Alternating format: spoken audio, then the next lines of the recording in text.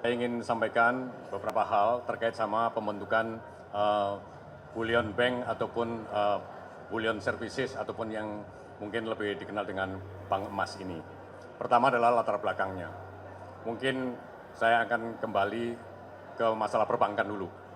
Dulu tahun 1988 ada kebijakan yang dikenal dengan paket Oktober 88. Tujuannya adalah mempermudah pendirian bank.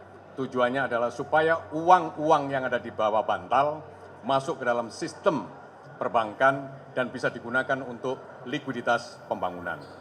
Maka kali ini masih banyak kita lihat potensi emas kita, baik yang ada dalam bentuk cadangan di alam maupun emas yang sudah diproduksi maupun emas yang istilahnya disimpan di bawah bantal. Dan ini belum kita secara optimal, belum kita monetasi menjadi likuiditas pembangunan. Maka kemudian dibentuklah bank emas ataupun bullion services ini, tujuannya adalah supaya kita punya cadangan emas. Ya, pertama, kita punya cadangan emas, kita punya emas yang ada di bawah bantal, masuk ke dalam sistem, dan kemudian bisa dimonetasi menjadi bagian daripada likuiditas pembangunan. Maka kemudian laju pertumbuhan ekonomi, laju pembangunan ekonomi bisa dipacu dengan adanya tambahan likuiditas pembangunan dari yang berasal dari monetasi emas itu. Itu yang pertama.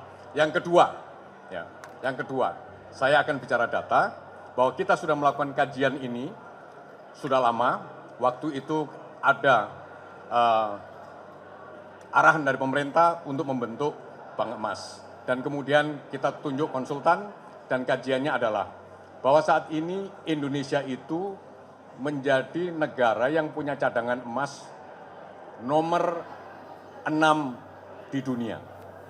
Jadi Indonesia memiliki cadangan emas nomor 6 terbesar di dunia. Lebih tepatnya kalau diangkakan kita itu masih memiliki cadangan emas sekitar 2.600 ton. Dan produksinya sekarang baru 110 ton atau produsen terbesar nomor 8 di dunia. Kemudian tahun lalu kita itu masih ekspor emas yang nilainya kurang lebih 5,4 miliar dolar. Tetapi di balik itu kita juga masih impor emas itu senilai 2,6 miliar dolar. Jadi tujuannya dibentuk bank emas salah satunya adalah tadi sudah sampaikan untuk memonetasi menjadi likuiditas pembangunan. Yang kedua adalah agar emas yang kita produksi itu terjadi peningkatan nilai tambah di dalam negeri. Sehingga yang kita produksi tidak perlu diekspor dalam bentuk kasarnya itu raw material. Maka kemudian kalau kita ekspor tapi sudah mengalami proses peningkatan nilai tambah.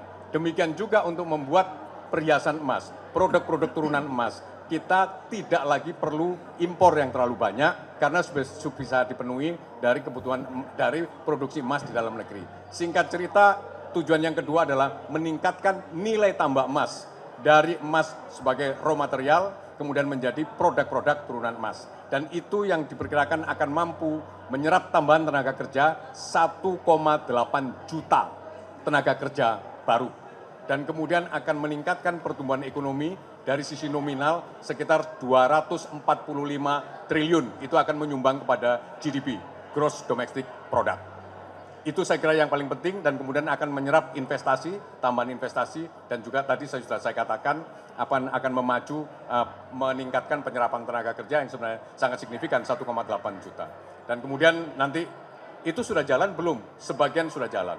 Dan nanti mungkin rekan-rekan dari BSI dan dari Pegadaian akan menjelaskan tentang apa yang sudah dijalankan dan seperti apa progresnya dengan data-data. Mungkin saya sampaikan ke Pak Damar dulu dari Pegadaian untuk menyampaikan progres daripada inisiatif bullion services ini, terutama dalam bentuk data-data. Berapa deposito emas, berapa tabungan emas, silakan nanti Pak Damar. Monggo Pak Damar. Terima kasih Bapak Narso. Kami melanjutkan Pak Narso di Rut BRI sekaligus menjawab pertanyaannya Mbak tadi. Mekanismenya gimana? Jadi sampaikan bahwa Pak Narso masih banyak emas-emasnya di bawah bantal. Nah, hadirnya bank emas ini kami menghimpun dana masyarakat sebagai simpanan. Nah, simpanan ini tentunya bisa didepositokan sehingga apa? Likuiditas masih terdampak. Masyarakat nambung emas kemudian deposito bisa 3 bulan, 6 bulan, 12 bulan, itu produk ada di Pegadaian. Dan tentunya setelah kita menghimpun dana berupa emas, tentunya ada pihak lain yang membutuhkan emas untuk produksi, untuk bikin perhiasan, untuk segala macam yang berhubungan dengan emas, bisa pinjam di Pegadaian, kembali emas di Pegadaian lagi. Itu yang kedua. Yang ketiga adalah banyak sekali sekarang investasi emas, dan ini menarik. Masyarakat tahu bahwa emas itu sepanjang zaman naik terus, sehingga adanya literasi emas menyebabkan masyarakat minat untuk membeli emas. Nah, banyak sekali perusahaan-perusahaan yang membuat trading emas, sehingga dia butuh tempat. Tempatnya di mana nih menyimpannya lah. Alhamdulillah Pegadaian juga punya vault yang punya daya tampung sangat besar, sehingga bisa nampung semua titipan emas, baik korporasi maupun retail kita bisa ditampung di sini. Dan ketiga, keempat tentunya perdagangan. Tentunya dengan adanya monotesnya bisa jalan, tentunya ada emas yang bisa kita jual, ada yang mau beli dan sebagainya, sehingga terbentuk suatu pasar, Pegadaian bisa menjembatani sebagai hub untuk semuanya melalui perdagangan emas. Angkanya, dalam waktu 2 minggu, deposito emas Pegadaian sudah 300 kilo emas. Anda bisa melihat 300 kilo emas itu ya sekitar sekarang hampir 500 miliar. Baru belum dibuka, apalagi setelah nanti di launching sama Pak Presiden, tentunya masyarakat semakin menarik untuk menabung emas. Karena apa? Di samping mendapatkan gain, mereka akan mendapatkan imbal jasa dari deposito tersebut. Ya, kalau masalah perdagangan pensimpanan emas 2024, mungkin nanti BSI juga sama, kami tabungan emas kami 11 ton. Saat ini ada 11 ton yang menjadi tabungan di masyarakat di Pegadaian, yang mulai dari 0,1 gram bisa melalui di Pegadaian, dan itu dengan cara digital. Itu yang kedua. Kemudian perdagangan emas tentunya untuk transaksi di Gali 24, Pegadaian punya anak perusahaan dari 24 yang mensupport Pegadaian untuk raw material, untuk permunian, bahkan kami bisa melakukan dari emas yang bekas, emas yang scrap, dimurnikan jadi emas yang murni 99,99%. Itu dari Pegadaian. Ya, Silakan Pak. Mungkin saya tambahkan ya tadi CNBC ya. Sebenarnya kalau kita lihat ke belakang bahwa bisnis layanan emas itu di Bank Syariah sebenarnya udah lama dijalankan. Sejak BSI lahir 2021 kita udah punya bisnis ini gitu ya. Yang kita namakan adalah gadai emas dan cicil emas gitu. Tapi pada masa sebelum hari ini ke belakang itu memang magnitude-nya nggak terlalu besar. Jadi kita dibatasin. Transaksi yang bisa dilakukan itu hanya nilainya maksimal sekitar 250 juta. Baik itu gadai maupun juga cicil ya.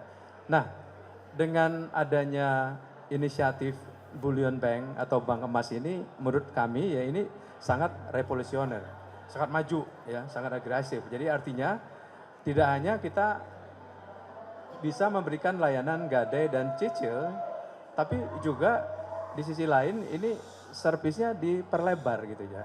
Jadi nasabah ataupun pemilik emas bisa menitipkan emasnya di bank, bisa custody ya, menyimpan, kemudian bisa trading, jual beli, bisa jual, bisa beli, kemudian juga bisa menjadi underlying atau jaminan loan atau pembiayaan atau kredit gitu ya.